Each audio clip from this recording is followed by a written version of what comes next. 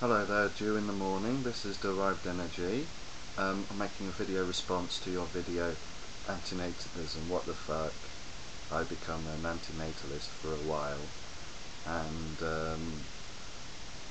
first of all, I'd like to thank you for leaving a compliment for me on my body popping video. But for this video, I'm not going to be talking about body popping. I'm going to be talking about some more important things. And I want to play this clip first because you brought up three main arguments. So let's listen to the first argument you made. But that's not the end of things, because what about the other animal life? If they still exist, in thousands or millions of years, some of them may develop consciousness. I mean evolve to have consciousness. So then we're back at the same place, suffering, procreating through the wish or the caprice of consciousness, and having suffering again. So nothing is achieved. Or how can we antinatalists eliminate all animal life? There are so many bacteria, microbes, and so on. You can't kill them all. And also there is life that is quite special in caves and under a lot of pressure at the bottom of the ocean and so on, that they don't even use oxygen. They're very resilient. And how can you find them all and kill them? So some animal life will still remain, and it can evolve, and what I described until now. Okay, I'm going to quickly read from Michio Kaku's Physics of the Impossible, and he describes Class 1 impossibilities as technologies that are impossible today but that do not violate the known laws of physics, so they might be possible in this century or perhaps the next in modified form. So this century, the 21st century, or the 22nd century. And sometimes scientists are over-optimistic about how long technologies will come to the fore.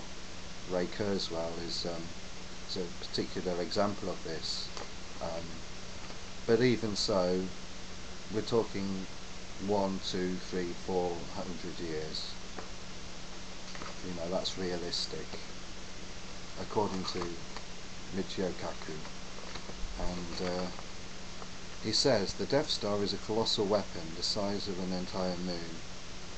Firing point blank at the helpless planet Alderaan, homeworld of Princess Leia, the Death Star incinerates it, causing it to erupt in a titanic explosion, sending planetary debris hurtling throughout the solar system.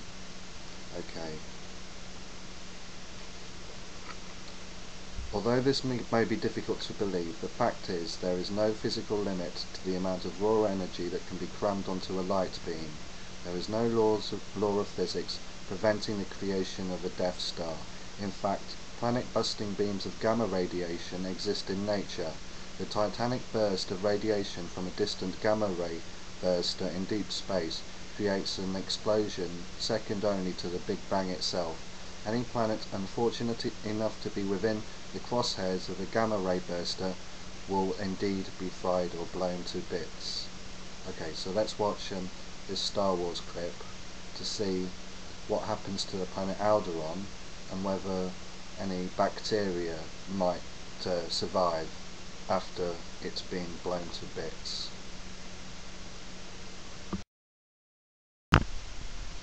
Okay, Dew in the Morning, have you seen the movie Star Wars? Please observe.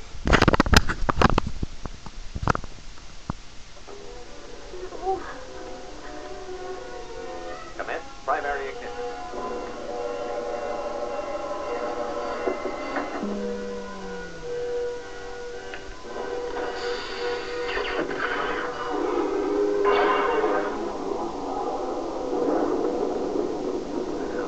Disturbance of the force, as if millions of voices suddenly cried out in terror.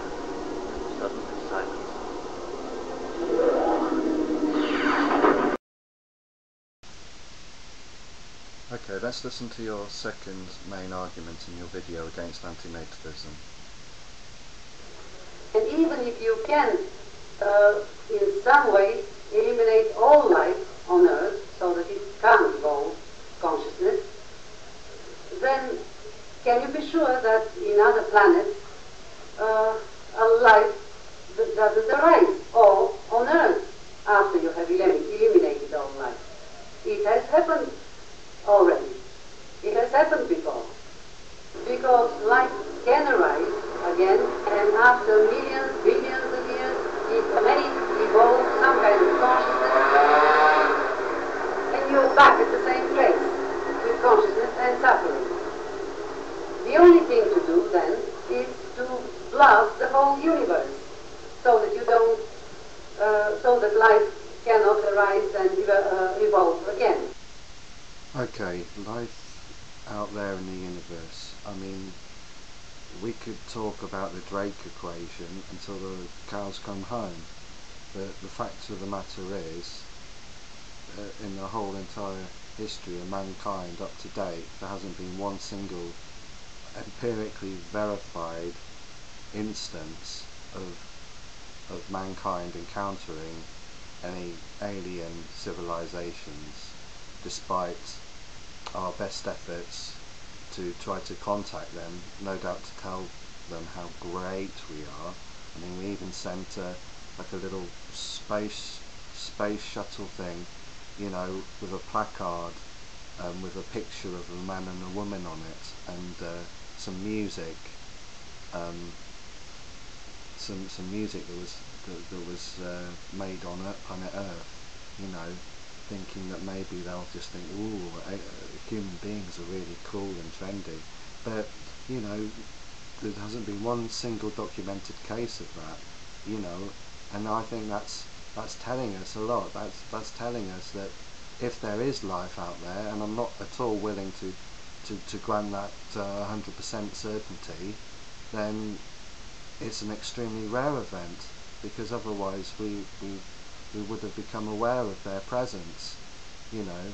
So, I mean, it's a pet theory of mine that if there is, in fact, any alien intelligences out there, or alien life, alien advanced intelligent life, one of the reasons we've never encountered them is because in any technologically capable species, there comes a time when intelligence overextends itself and turns against itself. It's a paradoxical notion in a way, but I don't find it logically incoherent, and I find it intellectually persuasive. And in any case, we know that the universe is expanding due to the redshift of galaxies, and the Big Bang is accepted by most modern day cosmologists, and the universe is expanding, and it's not just expanding, the space between galaxies is expanding exponentially, and at the moment the most common popular theory about the ultimate fate of the universe is the Big Freeze or heat death. So I'm going to read this for you. The Big Freeze is a scenario under which continued expansion results in a universe that approaches absolute zero temperature. It could, in the absence of dark energy, occur only under a flat or hyperbolic geometry. With a positive cosmological constant, it could also occur in a closed universe. This scenario is currently the most commonly accepted theory within the scientific community.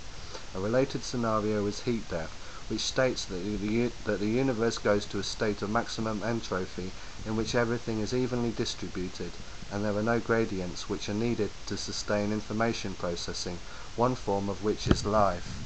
So the universe looks like it's going to, well, the most commonly accepted theory is the Big Freeze or heat death.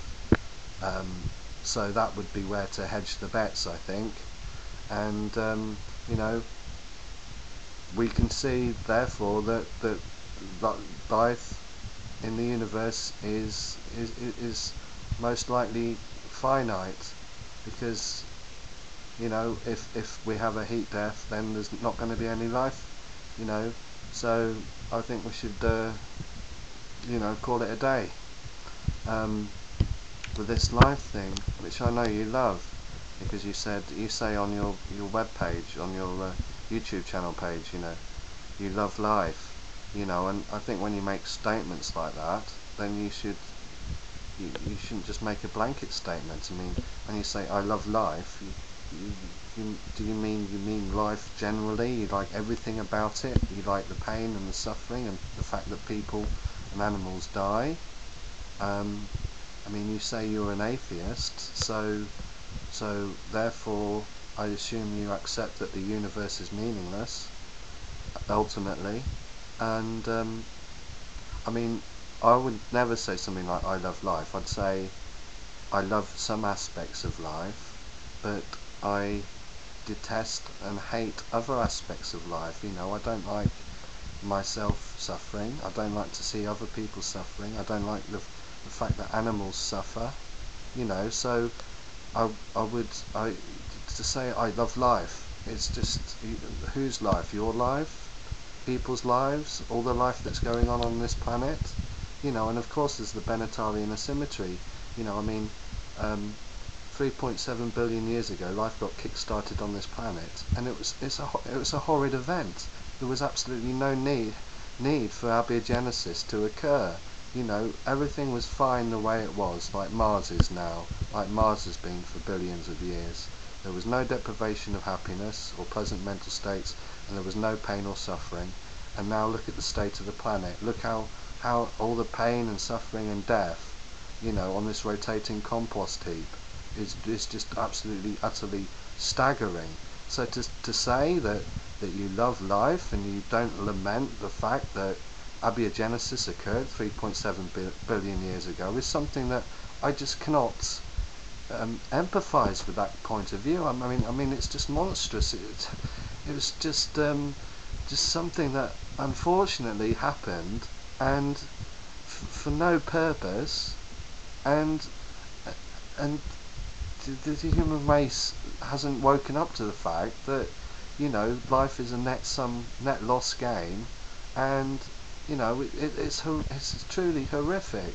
You know, comparing Mars, the last few billion years of Mars to the last few billion years of Earth, and Mars there's absolutely nothing wrong with it. It's not inadequate in any way because it doesn't have any sentience on it, and people get addicted to life and they think it's wonderful, but it's a form of insanity, because you cannot be deprived of happiness if you don't exist. There's been nothing on planet Mars that's been deprived of anything, and there's been no pain or suffering or death.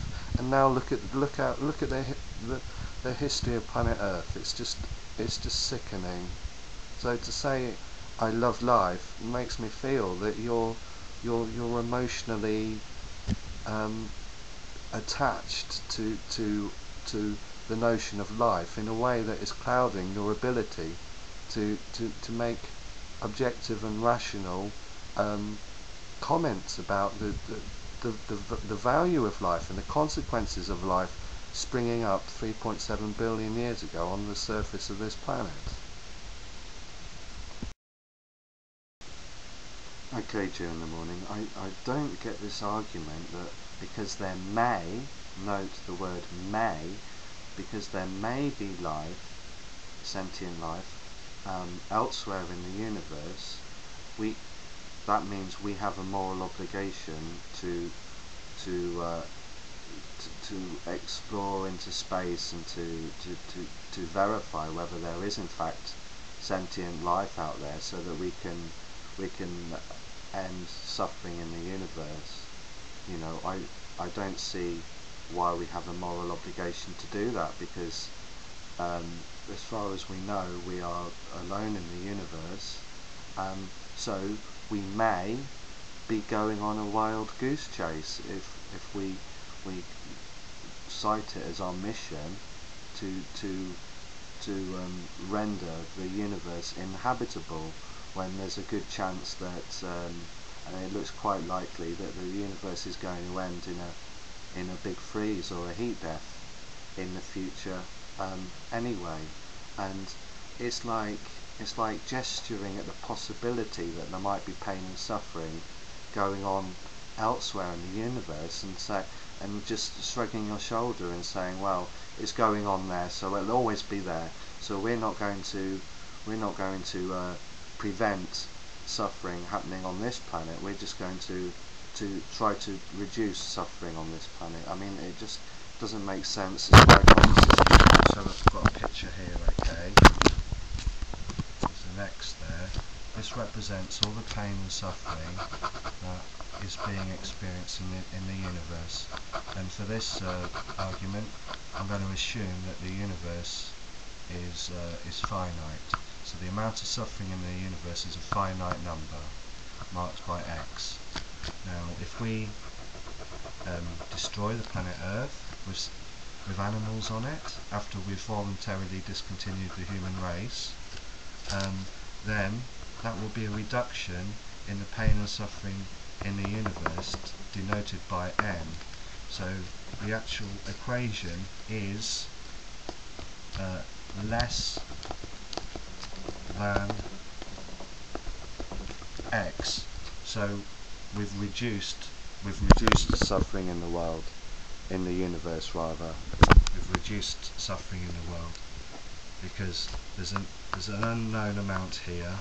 There may be no other sentient life in the universe apart from ourselves. It's perfectly feasible. So if we end sentience on the planet Earth, then we've reduced the suffering, assuming of course X is a finite number and not an infinite number. So we've eradicated the possibility of any more future pain or suffering on planet Earth, which would be a finite number also. So you come up with an equation that is less than X. So that's a positive step forward. I mean, it could well be that by doing that, then we've actually eradicated all the pain, suffering and death in the universe, because there is a chance that we are alone in the universe on this planet, and even if there is other sentient life out there in this universe, then by eliminating sentience from the planet Earth, we've reduced the amount of pain and suffering in the universe by eliminating sentience on planet Earth, and this gesturing at the possibility of other sentience out there, and then saying, well, you know, we haven't got a moral obligation to end pain, suffering and death on the planet Earth because there might be something going on, you know, in another universe, smacks to me of diffusion of responsibility, which is it's a phenomenon in social psychology, and it's a social phenomenon which tends to occur in groups of people above a certain critical size when responsibility is not explicitly assigned. The phenomenon rarely occurs in small groups. In tests, when in groups of 3 or fewer, everyone in the group took action. This is as opposed to when in groups of over 10, where in almost every test no one took action. This mindset can be seen in the phrase, "No one raindrop thinks it caused the flood." And diffusion of responsibility can manifest itself in a group of people who, through action or inaction, so that would be inaction because you would not be preventing future suffering, pain and death on the planet Earth, allow events to occur which they would never allow if they were alone. So you said for the purpose of this video you would be an antinatalist, so you would not have a child if you were an antinatalist. So this argument falls down for me, I'm afraid. The argument that you make, you know, there's other suffering out there, so we have to continue and perpetuate our suffering as well. I just can't relate to what you're saying there at all. Okay, and now let's listen to your third argument. The only thing to do then is to blast the whole universe, so that you don't, so that life cannot arise and evolve again. But even if you do that, then they are from this basic quantum vacuum, new universes may spring up. So there is no solution. And that is why I say that antinatalism is futile and it cannot achieve its goal. It is impossible. Okay, so during the morning, first of all you said, you know, how could we possibly kill all the bacteria and everything on the planet Earth, and I hope I've demonstrated that it's perfectly feasible. Mankind will develop the technology to be able to destroy the planet in a matter of centuries, maybe even this century from what Michio Kaku said, although I'm willing to grant that would be a tad optimistic.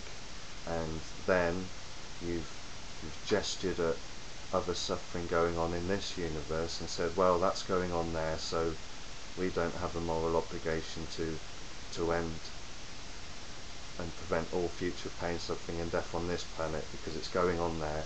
It's like that naughty little boy who may not even exist is pulling that girl's hair in the sandpit over there, so we can do the same and allow the same thing to happen here. I mean, it's a diffusion of moral responsibility, and now you're suggesting that there may be multiple universes, which is plausible, and there is quite a lot of coincidental evidence, and a lot of theories and research is hinting at a multiple universe. But again, if you reduce pain, suffering and death, if you eliminate pain, suffering and death completely on the planet Earth, then that's reducing the amount of pain, suffering and death being experienced in the multiverse. Now, you could argue, well, we may live in an infinite multiverse, which would arguably imply an infinite amount of unnecessary suffering, and this is a horrid thought, but I would counter it. You know, you love life so much, you are hypothesizing as a possibility an infinite amount of pain, suffering and death being experienced in the totality of reality, and there are an infinite amount of universe in which this pain, suffering and death is occurring. But I could just counter, well, you know, I like to have my pleasant optimistic thoughts as well, and I can envisage an infinite amount of universes in which sentience never got kick-started. So, you know, I'll console myself with my infinite amount of universes in which sentience never got kick-started, and you can console yourself with the notion of an infinite amount of happiness and pain and suffering and death and pleasant mental states and the rich tapestry of life that you appreciate and value so much. And we seem to have hit an impasse. So my arguments I've made here is that we have a moral obligation to do the only thing we know for certainty, what's going on, and to start moving towards eliminating and avoiding any possible future pain, suffering or death occurring on this planet. You know, and this is something that I think we need to be working towards and striving towards, and you know, and discussing antinatalism more and making it less of a taboo subject. And there are small signs that it's becoming there are more videos coming out on antinatalism now, and this is a good thing. You know, it's promoting an awareness of the inherent problematic nature of there being sentient animals scuttling around on a small insignificant planet in a meaningless and immoral universe. Okay, so that's my response to you. Take care, everybody.